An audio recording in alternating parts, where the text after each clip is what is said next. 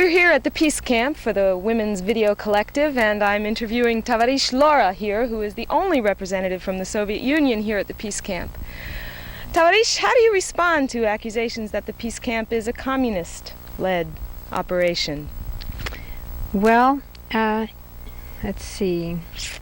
In my country, of course, communist is not a bad word, and we have in common with you that one of the basic parts of our doctrine or political affinity is living together. For you it is very often a Christian ideal, and for us it is sometimes that, but very often a state-run communism. I don't know if that answered it. Should we keep going on, or are we going to do that? Okay. Since coming to the Peace Camp, have you noticed differences between the way protests are made in this country and in your country, in the Soviet Union? You are not ringed around by as many soldiers or official people.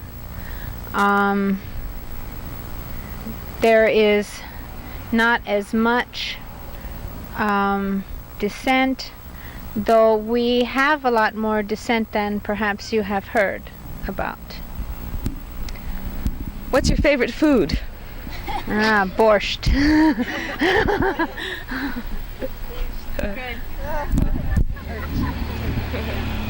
That button again. That button. To be a Berwick. Okay. When you're ready, you give us a signal. Okay. Well, Heather, I'd like to welcome you to the Peace Camp and say how pleased we are to see you here. I understand that you've been visiting peace camps in Europe. Mm-hmm.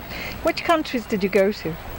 Well, I was studying in Germany for 7 months, and I had an opportunity to work with a peace group in the Bitburg area, which is in the Saarbrücken River Valley near the Mosel, where they're going to be stationing Pershing 2s and cruise missiles in December also. And after my studies were finished, I traveled to southern Europe and I visited Komiso. And there was also a women's camp and international mixed peace camp there. Yes. And what was your impression of German feminism and non-violent? Well, I wasn't actually with a women's peace camp or women's group in Germany. I worked with a network in the city of Trier, which was organizing around Bitburg, where there's a large American Air Force base. And they were doing mostly work with the local people there, getting the local people organized to doing blockades and actions this fall. And how were the local people responding? Were they sympathetic? Yeah, there were the same problems they had here, but different small things. The biggest thing is people in Bitburg itself. It's a small town, smaller, more or less the size of Romulus. Really? And they're used to having American soldiers around for a long, long time, but there's still a lot of resentment of the whole American occupation. So there's difficulty in getting the people wanting to deal with it all because they've avoided it for so long, the past 30 years, 40 years. Did you have an opportunity to see much of the Greens or talk to anybody in the Greens party? Through the university in the town I was living in, there was a small green group. Most of the town was pretty conservative, but they did a lot of activism with the anti-nuclear people too, at the missile base, and also through there's a peace centrum in the city I was at. And what was your opinion of them? I'm very interested in what the Greens are doing and whether or not they're really succeeding, and are they moving in the right direction? What do you feel? There is a good spirit. The people there are very excited about it, and even the people that have been skeptical in the past are really turning around and saying, hey, there is something really happening here. They do have seats in parliament, and they are making a very strong voice. But a lot of the people that are in the movement are very concerned about how long it will last and keeping it going. It's very strenuous being in Congress when you're always on attack and always having to be aggressive. Yes.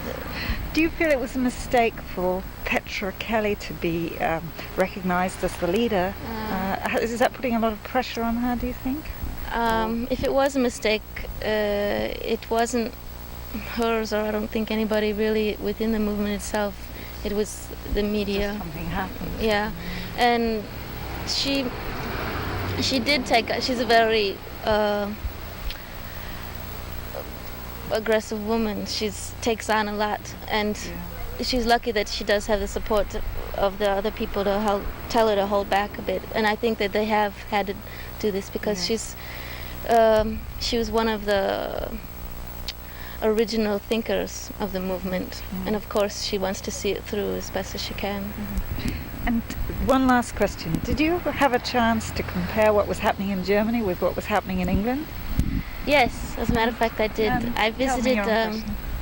I visited the C&D office in London in March, and I visited near Greenham Common. I had the misfortune of having to go by it during the big life circle that they had just before Easter. Yes. But my impression with talking with people in London was that, well, they were very busy. They didn't have much time to talk. No. And that was the general atmosphere of things that I think all over Europe, comparing Germany with England, that the CND, which is in the British Isles, and END on the continent, and all over they're working up to have a very active fall Yes, indeed. this fall, Yes. and It's going to be I quite think tough, it's isn't just it? as active in England as it is in Germany. Yes. And I said one last question, but can I ask you, just because it's so interesting, how do you think it compares with what's happening here? Well, it's a lot easier to understand what's going on here. Yes. Um, Of course, if you come from England, it's the other way around. Yeah. I feel I haven't really had a chance because I've only been home a week. But so far, this is the first women's camp that I've had the opportunity to spend a long time with, and I had a lot of skeptical feelings about it at first, because there is a lot of skepticism within the movement in Europe about independent women's groups, and so far they've been pretty well appeased for me, and I hope to write some articles to send back. Thank you. Thank you very much. That was good. That was a great interview. I think you need to